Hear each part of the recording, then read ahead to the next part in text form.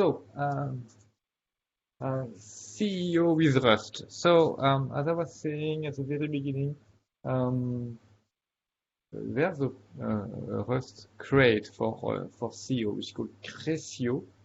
And as I was saying, I didn't use it for some time now, so I'm not starting from scratch, but I'm going to rediscover CRSEO with you. So we'll see if it's good enough for to be used from scratch. Rodrigo, you back? Yes, Can I'm you hear back. us? Do you hear me? Okay. Yes, Yes. now we can hear you. Everything's working. Okay. You see two of me because I am using my computer with the video and my cell phone because of the audio. Okay. So I don't know if you remember, I had the same issue. I think that the sound in my computer has gone. Has gone. Ooh, that's a problem. Okay. Well, I can add everybody's there. Okay. So so we can start looking at where we find CEO, and we have two websites where the crates are posted. The official one is crates.io, but also lib.rs, and you can find CRSEO here, and you can use that to go to the documentation. And doc.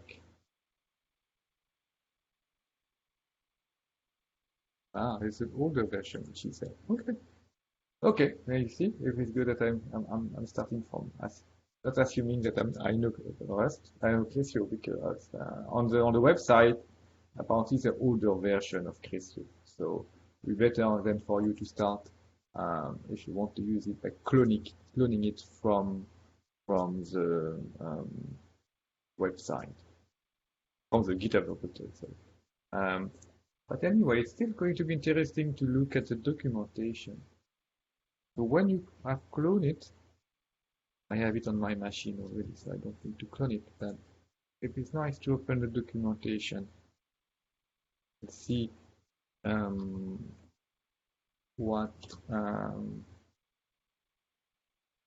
how useful it can be to get started. And I'm always a bit, I think it helps correctly to understand a bit how the things are organized and differ from the Python interface. Let me try to get the doc. So you do cargo doc, and we don't want any dependencies, and we want to open that directly in the browser. See that works. Some warnings. Reading the documentation. Oh, here we go. Hey, that works. Okay. So, so there's some example already in the documentation that can be useful to start. So you will see that you just need to code. Oh, the documentation is old. This should be used CRSEO : CEO, not CEO. Okay, that's good. It shows me where I have to improve stuff by looking at that from discovering that with you again. And then there is these are macros in. Can you see well my screen? The font is correct. Yeah? So it's a macro here, and we create a default GMT and default source that way. The way we propagate so the default source is an on-axis source. I will go and explain a bit more the macros and this parameter GMT and source by going quickly through the example here. Propagate with in Rust, you start with the source and you use this through method, and through the GMT, and you need to specify that you go to the exit pupil, which is a bit different to what in Python. In Rust, I really make a clear distinction between going to the exit pupil and then what we do afterwards, because usually the ray tracing is really what we do up to the exit pupil, and after that we do for propagation. Otherwise, it's it's relatively user-friendly. So let's go a bit more explaining what is behind this macro. Macro are useful, but they are useful only if you understand a bit what is behind. So let's go through the GMT GMT module. I think, yeah, the GMT module. So you see in the GMT module, we have a builder. So I think now you're a bit more familiar with a builder here and the GMT wrapper to the Rust structure. And it is going to be a recurring pattern in CRSEO. There's all, for, I think, not yet all the classes, but most of the classes in CUDA, there is, or they're going to be, there's not yet there, a builder and a wrapper. So as you know, you use a builder to set the parameters of your class, and then when you build it, you get the wrapper. So here I use again the macro, but I think if I go to GMT builder, yes, here you see without macro. So this is macro is just a shortcut. So if you want a default GMT, you just do GMT new, and then build to get the build. And this should be source. So GMT. These are the thing I need to fix. I realize now. This should be GMT, of course, that's the source. And if you want to modify some parameters, so you have already some methods here to define some of the parameters. So if you want to set a different number of modes for M1, you set M1 and modes, and then you build and you get it. It is equivalent to what is in there. So CRSEO new build is equivalent to that, and CRSEO new M1 and mode and build is equivalent to that. So that's the convenience of the wrapper. It's a bit less boilerplate codes to use, but it's and what is different from Python is Python you always need to specify a bunch of parameters to initiate. In Rust, I specify for a default set of parameters for the builder. So you see here that GMT is defined with as M1 the bending modes, and for M2 the carry and love mode, but there's zero number of modes. So it's very, in fact, we don't do much at the beginning, but they are there to be used. But then you need to specify how much mode you need. It doesn't specify that. And it's like this because there's a lot of carry and love modes, so, and also a lot of binding modes. So I don't want to put all the modes. So it was a choice between either putting all the modes for the user available here or no mode at all. And no mode at all use less memory, so I started with no mode at all. Okay, that's for the definition of the GMT. So another important class is the source class. So we have a source module, and here you see again you have this pattern when you have a builder in always all caps, and the final wrapper for the source CUDA class with only the first letter uppercase. And here I'm still using let's go to source to see. Yes, there's some examples here without the macro. So it's all the same pattern. Source, new, build, and use default parameter. And you said I specify the default parameter here. So a default source here, it's only a single source. For ray tracing, we need to specify the size of the area we're going to ray trace through, the square, so 25.5 meters square. The number of pixels we're going to sample or geometry or telescope to ray trace through. It will be in V bands, and it's an axis with 0 minus star. And then, of course, all these parameters can be changed. Pupil sampling can be changed with this method, pupil sampling. And you have, so here is an example that I use the same sampling, but instead of single source, I use 3, and I create some new convenient function, I would say, like on ring. So you have 3 sources equally located on a, even if located on a ring, and you can specify the ring diameter in of the ring diameter. I have a quick question. So the new function, you just wrote it so that it returns a builder, right? Yes. Okay, and you can do that because the new function is just any function. It's not that there's no convention that it needs to return a certain type or No, something. it's free, you're free to return whatever you want. Yeah. Okay. So this always return a builder in that case.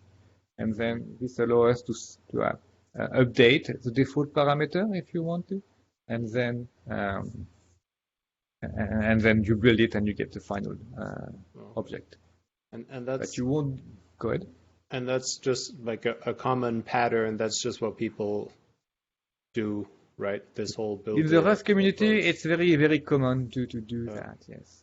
What you will see most of the time, instead of source new build, for example, people tend to write source builder build instead of new so that it become obvious that it's a builder and not nothing else. Right. I realized later on that was why people were doing that, and it's probably a better choice. It's what I'm doing now for my new crates, but this one is what I started with, and I was using new at that time. But yes, so usually you will see when people create a builder, they don't use new, they use builder instead, and then they build it, which I think in insight makes sense, but I didn't catch that when I started with Rust at the beginning. So. Okay. Yeah, I like that. Is it possible to rename a function without going everywhere and changing all the references manually? Is there some kind of automated? Oh, okay. No. Well, that's a bummer. Yeah, I don't think. No, I don't think so. I could. There's a way. It's a bit convoluted. You can create, a trait with a function, for example, builder, and this is going to be better. Well, yeah, maybe. In general, I would say it's a bit complicated, but in my case here it may be possible because I think builder. Let me see. I have a build. The new function comes from builder effectively, so I could create. I may be able to replace it here and see. Yeah, because my builder is a trait. So if I create a new function in the builder trait, we call builder, I can have it called the function new itself, and then everything becomes replaced. So in that case, that will work in my implementation. Oh yeah, you could easily make it so that you could from now on always call build or builder instead of new. Yes. Because you have both. Yes. And one just calls the other. Okay. I could do that. Yeah, maybe I could do that for the future. But for now, it's new. Something that also we use a lot is Shakartman. So go to the Shakartman wrapper. So, yes, here you see you have again the builder in all caps and the wrapper here. And if we go here, there's also an example here where you follow the same pattern, but there's one more generic type. We can switch between geometric or diffractive Shakartman. So in Python, I need two classes for here. I just need to change a generic parameter, and it will behind the scene. The code will call either the geometric model or the diffractive model. So that's a kind of convenient, I find, because you can also there's a one-to-one mapping between the method. That means that there's always going to be a one-to-one mapping between the method for the Shakartman, for the diffractive, and for the method for the geometric Shakartman. So by just changing the type, you change very rapidly the type of the model you're using, which is a bit more convenient than Python, because Python you need to change the name of the class, and there are some methods that are available in one and not in the other, and vice versa in one mode. Whereas here with this approach, it forced me to have the same method for both models, and then by changing the type, we get that was pretty convenient. And the default property of this one are set here again. So you see there's only one sensor, there's only one lenslet. So it's just an imager, in fact, because there's only one lenslet per default. And the pixel per lenslet match the pupil sampling for a default source. So I also make sure that the default value, if you just use that, they kind of connect together. They should not make the program crash or not behave properly. So all the default, if you just use the default, you should get something that works. That's the idea. The lenslet pitch also matches the pupil diameter of our default source, and the detector. The detector, in fact, is only valid when you have a diffractive Schachertmann. So it's given here, but if you use a geometric Schachertmann, then the detector is not relevant anymore. Okay, and you have, because we have two predefined Schachertmann, preset Schachertmann, the 48 and 24 by 24 and 48 by 48 of the GWS, which are already there. So like you don't need to reset the parameter, or at least all the parameters by yourself. So you see this one, it's like the Schachertmann, but instead of Schachertmann you use SH48 or SH24, and it can be geometric or diffractive also. And you see the parameter here. And so we have 4 probes for the GWS. So you can specify the number of probes. You have 4 per default, and then all the parameters are chosen really to match the design. So in fact, you cannot change any parameter except the number of sensors. Now, if you just want to use one probe, you will insert between new and build the end sensor method where you specify the number of sensors. So per default, it comes with 4, and you can change that. But all the other parameters here are fixed because it's given by the design. So if the design changes, we need to go to the code and change it. But at least it's hard coded like this. There's no mistake. The advantage of that is that if we use either a version or a GitHub hash, then we know exactly what are the parameters we're using. And at some point, if the design changes, we change the version of CRSEO or the hash of GitHub and so on. So that kind of keep us keeping track of things. And we have also SH24, and this one is just for tip tilt. So there's only one sensor here, and everything else is all the parameters are set to the design. And I realize that there's no method to change because SH44 will be used on a single probe, I think. So, Rod, yes. Do these automatically implement guide stars too? Like I know in CEO you have to like set your guide stars and everything. Is there an automatic implementation with these when you call SH48? Yeah, let's take a look at that. Yes, it's close to that. So it's not automatic. In that there is some new functions that help you in the process. So when you create your Schachertmann, let's go. I think where is it? Let me remember, because there is a function somewhere. Ah, yes, you see you have a function guide stars. So because some of the it was a bit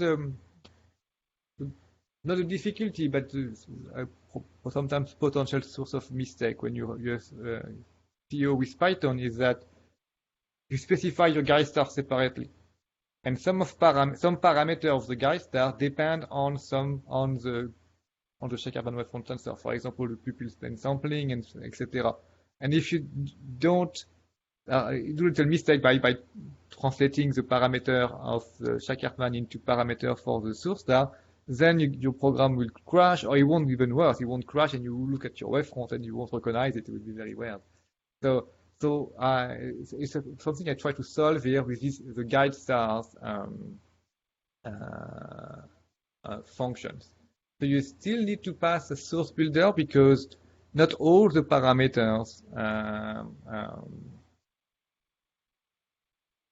can be set by the Shakartman. For example, the location of the sky of the guide star, this is still something you define with the source, with the builder. But many others will be predefined here.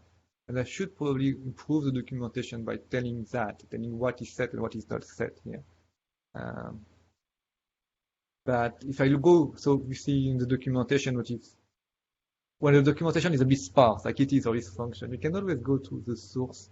And usually the source code of Python is relatively easy to read. So you see that here I define source new, and then there's a method outside. So the number of sources is set by the number of sensor.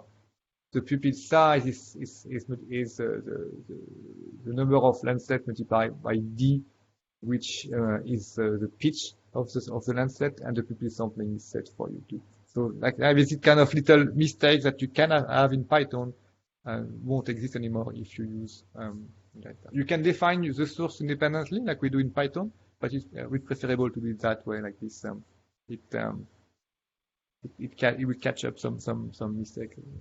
So you still need, and you have still the freedom of setting up your source. But you see that even if you pass a source builder where you have set already pupil size and pupil sampling, they'll be overwritten. So that's the advantage of that. If you have a size that you have a source that will be used in another context, and you want to bring it back into this context of this new Shakartman, then you will override. But this is a builder that you have to pass, not the source itself. So you have to be careful. Right. Okay. Awesome. I will show you an example where that matters too. Usually, in general, in Rust, the builder is just a transient thing. You create the builder, and then you set up the parameter and you build it, so it really never exists for very long. In this context of CRSEO, it was useful to have the builder sometimes living at permanent classes, because behind the classes or the objects that represent different models that we have in CRSEO, there's CUDA code, and you cannot clone that very easily. But you can clone the builder quite easily, and then modify it to create from one another one. So that's the approach to follow in CRSEO. If you want to build a new source or a new Shakartman from an existing one, you need to create the builder, save it, then build, have your class, and then the builder, you can reuse it later on. That's a difference. So we went through the GMT, the source, the Shakartman. That's a good start. Let's start with that. And I will show you an example. Oh, an example. Yes. Yes, maybe we're going to do that.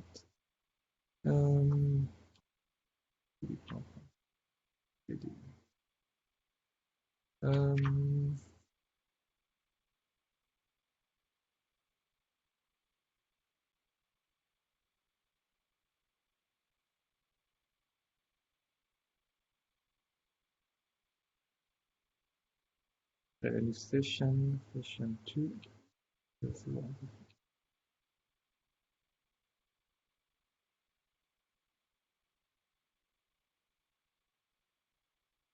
Let's create cargo new library, and we're going to that maybe CRSEO demo.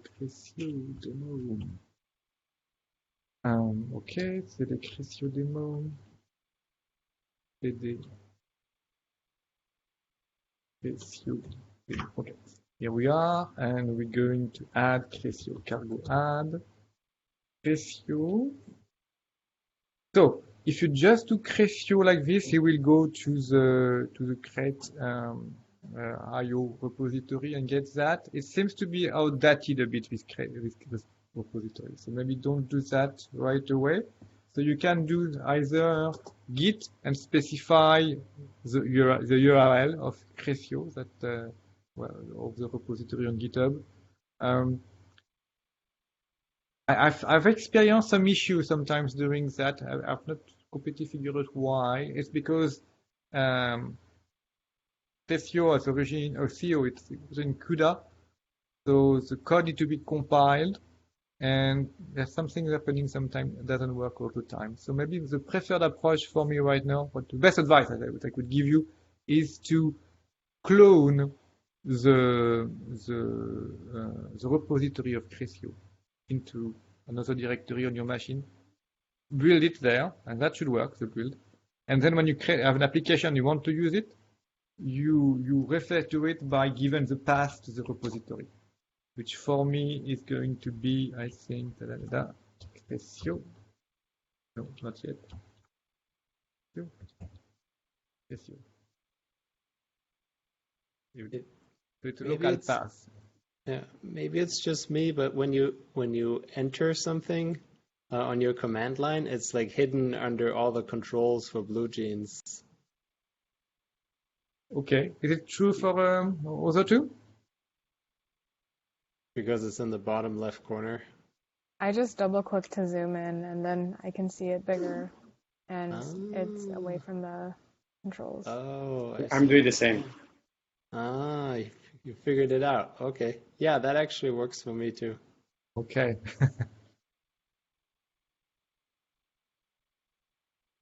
All right. So we have a CRSEO demo, and we're just going to create examples. So we're going to make examples, mkdir examples, and attach source example, attach example, simple.rs. Let's just start with that. Just to put in, okay, contribution.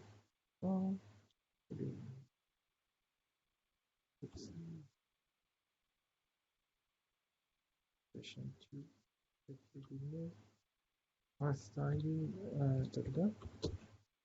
And I go to example simple. Rest.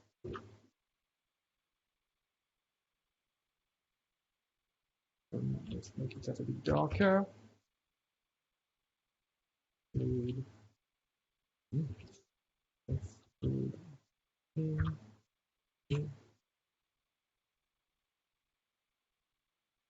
Okay, there we go. So it's all set up normally, and let's see if we can start. So we use CRSEO. Some of the examples use CRSEO, but it should be CRSEO. And we're going to use, we could use the GMT as a start, and maybe the source. They're both builder, in fact, here.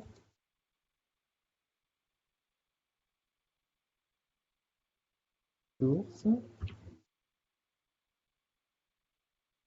And we use function name. And we build a GMT normally with GMT equal GMT new. I won't use the macro new, but that could work as well. Normally build. Is that going to compile? Let's see. Cargo build. One more example, simple example. Looking, waiting for file lock on build directory. What is that? It takes that long.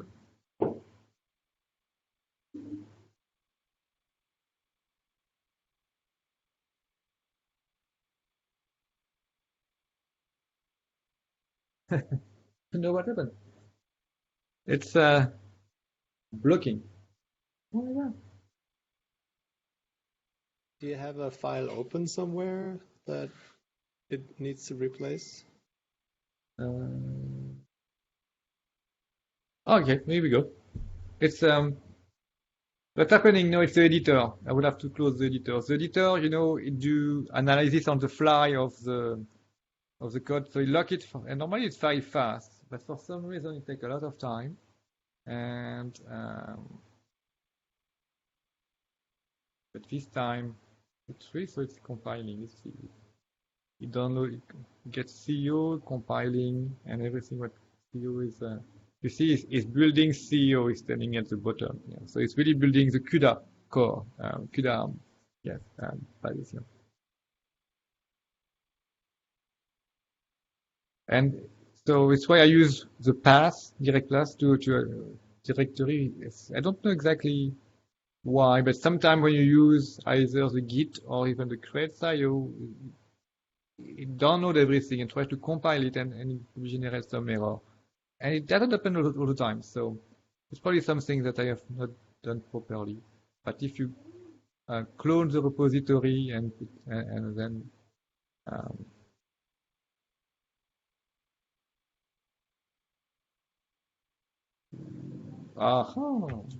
yes, he is right. The compiler is always right. Builder. I told it before that the new class, it's the new method. In fact, is a trait. So the trait need to be in the scope to be used. So you need to be builder and GMP. Yes. Yeah.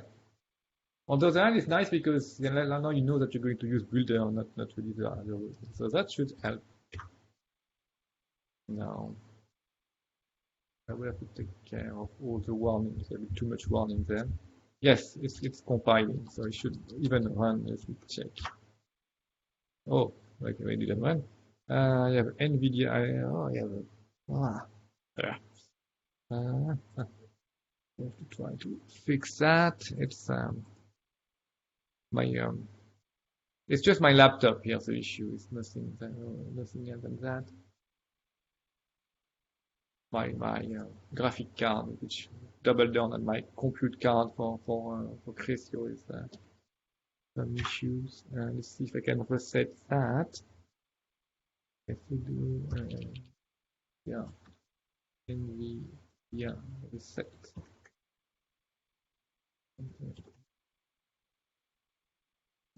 Okay, that will be easy this time. Not always the case.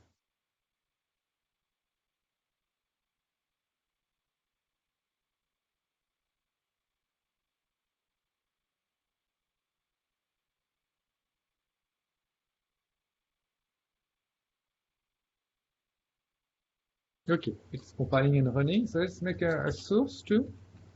Let source, and then the same pattern, source, new build for default. So that should work. Yes, it's running. Okay, it's done. And then the propagations we've done like this. Oh yes, those have to be mutable because we're going to change their state as we build, as we propagate. Source.through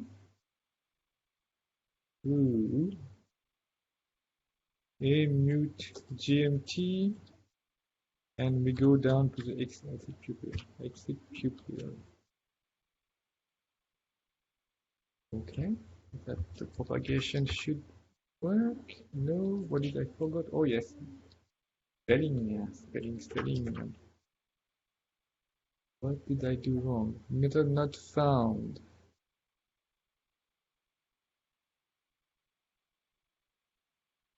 So what is the? I think check the doc because it seems that I have forgotten what should be source.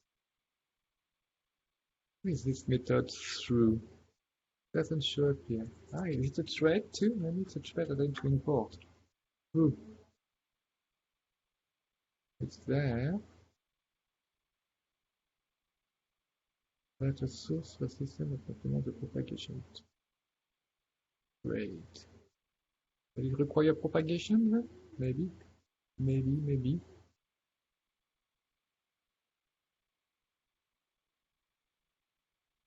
we need propagation.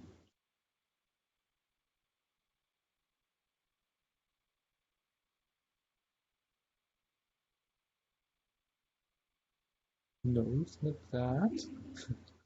Okay. Ah, yes, I know why.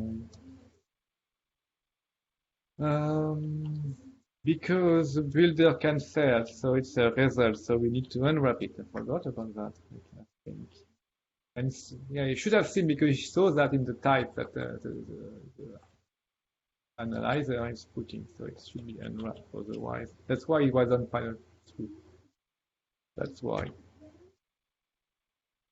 And no, it doesn't work. Ah, yes, that's interesting. Yes. Another interesting thing here. So what the error says? The error says the path CO GMT mirror binding mode CO does not exist. That's the environment variable GMT path to the path directory. So, you know, in CEO to find the mode of your M1 and M2, you need to be a specific directory. So here we look for that here, but there's no starting from where I compile, which is here on where it fits the CRSEO demo crate, and there's no CO GMT bending modes path here. So that's why you say that.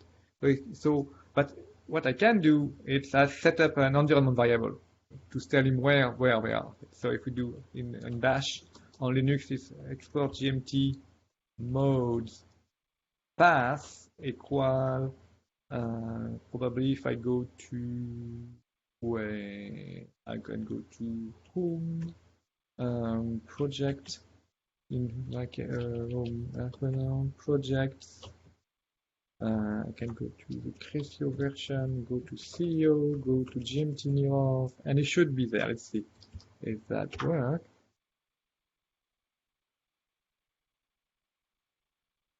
I think it's working. It's loading everything. So you see, it's also different with Python. Now it's a bit more, yes, it works. It's a bit more versatile. You can really even put your file wherever you want, and using the environment variable, you find them. So what I like, let's try to get a wavefront error RMS. Source dot, what do we have?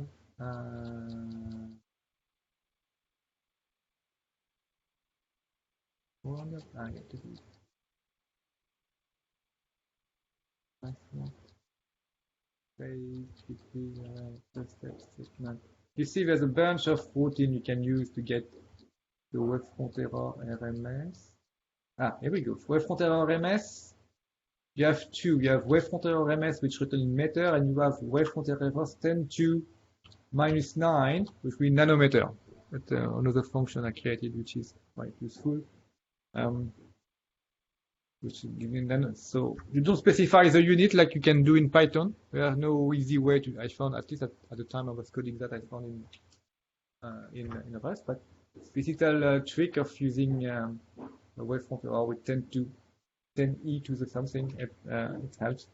So let's see if we should get something like less than a nanometer wavefront error when everything is perfectly aligned. So let's see if we get that, and wavefront error RMS. Wavefront error RMS. Should be nanometer. Attends.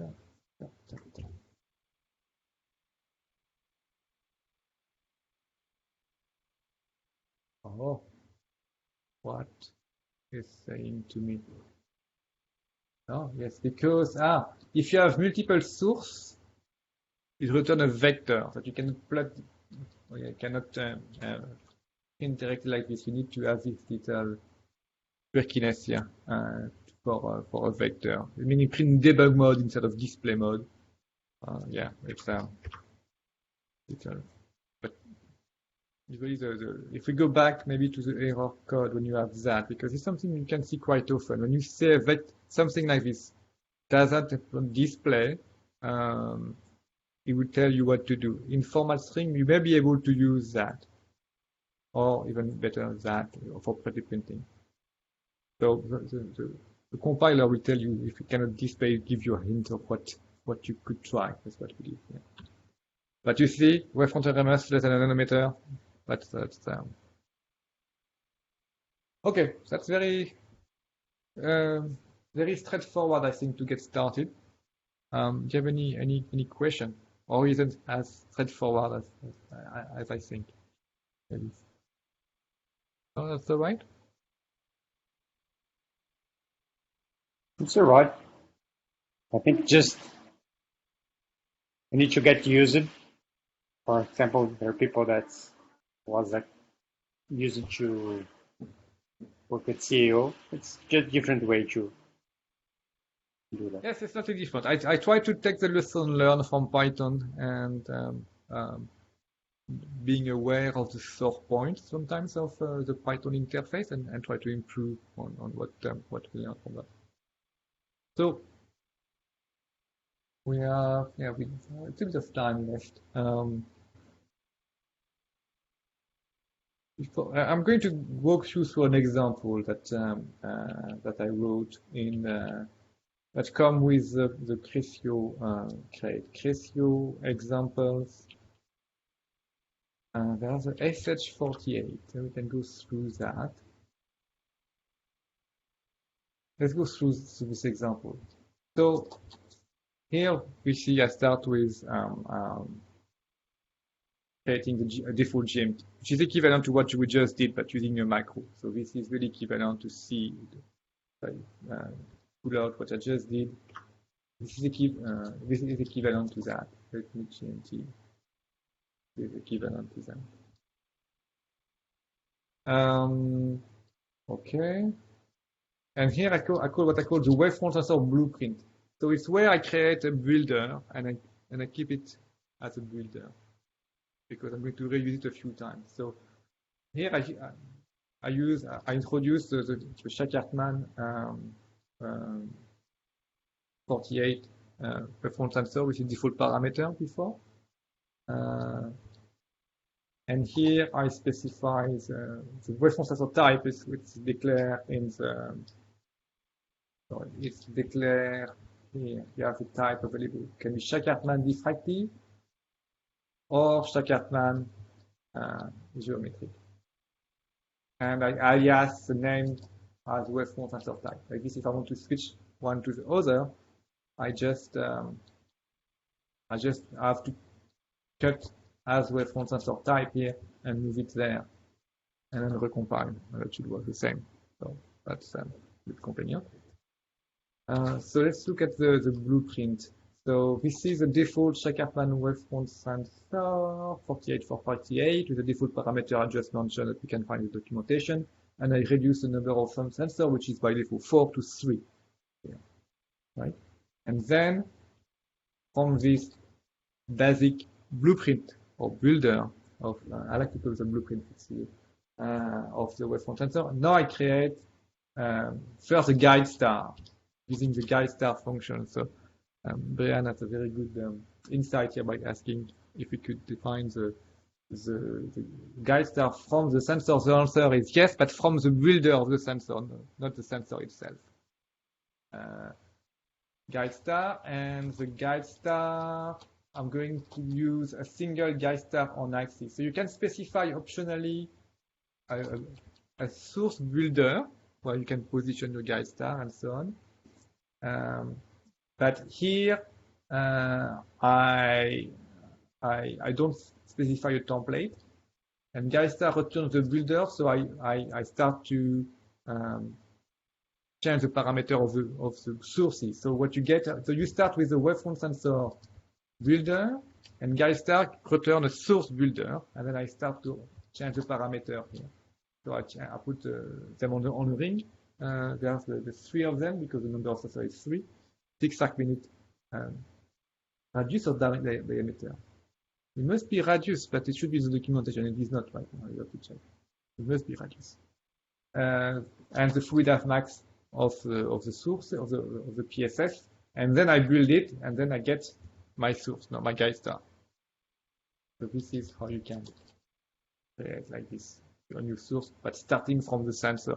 So all the sampling parameters, the sizes, and so on are also taken care of for you, which make it a bit easier to use.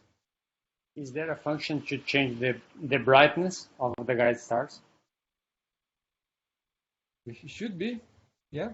Let's go back to the documentation and check that. Should be. Up. It should probably be in the builder if I did that properly. Yes, the builder you have a magnitude. No, you have to look at the. Yes, there's a magnitude method because yes, so yes you can, and it's a vector apparently, so you can probably do a different magnitude for each guide star if it's done like this. Okay, going back to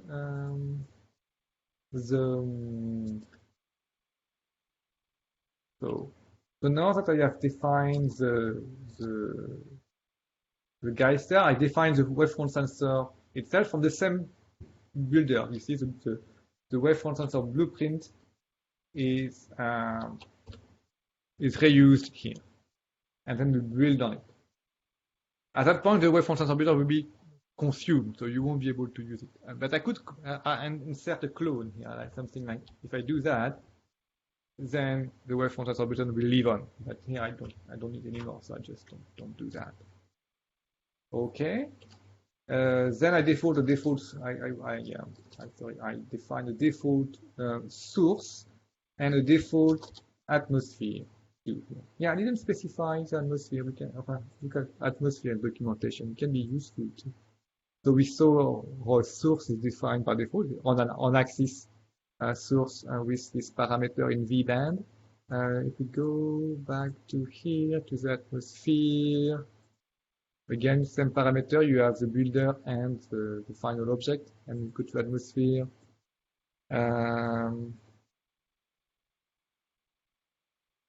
I didn't specify the default parameter. I should have done that. That's bad. Okay, I should give that. Of course, you need to know what are the default parameters. It's not there. That's good. No. So I should add that in the documentation.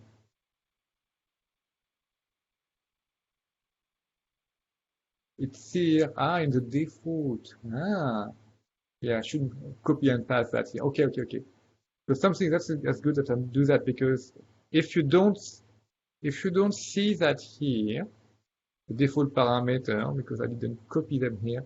If you go to the threat implementation default, they will be here, because usually, so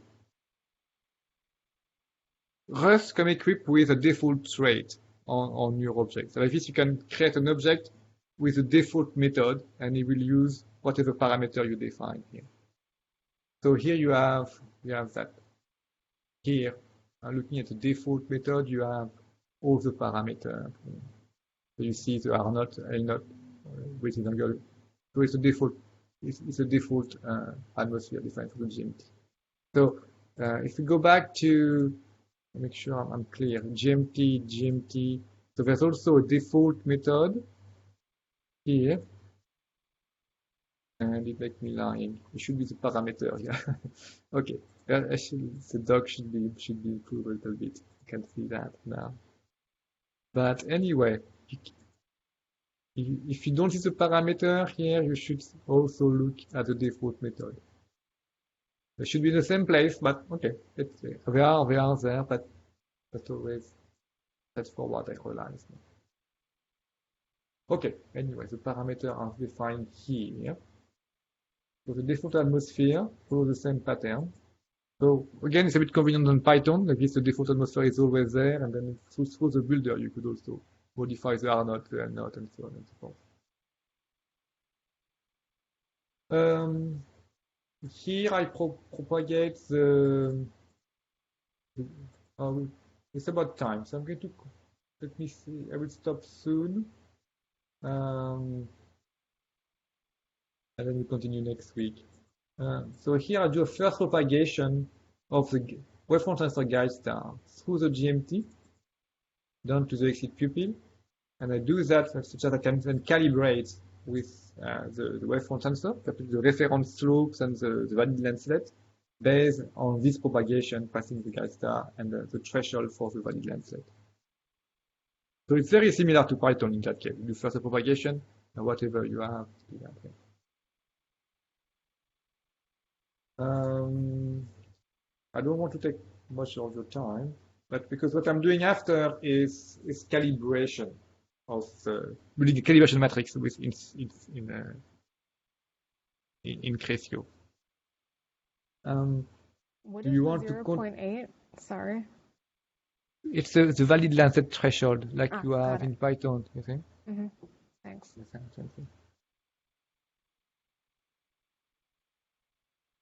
So I could continue a bit more if you have time, or we can stop there and leave it for next week. It's up to you. What's your preference? What's go next is really the calibration.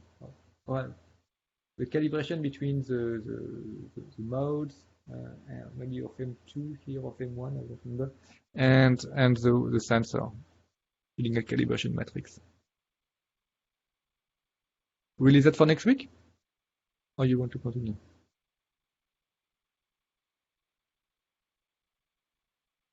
I leave for them to decide. It's not that new for me. Okay.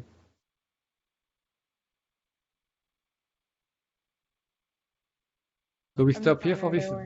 Yeah, we Yeah, I could would stop say here. next week. Yeah. Next week? Okay, let's do that next week. Perfect. Okay, no problem. All right. So that was a short introduction to CEO with Rust. So a lot of similarities with the Python interface, and with an attempt to resolve some or to improve upon the Python interface from what we did past. All right. Okay. Thank you. I will stop recording now.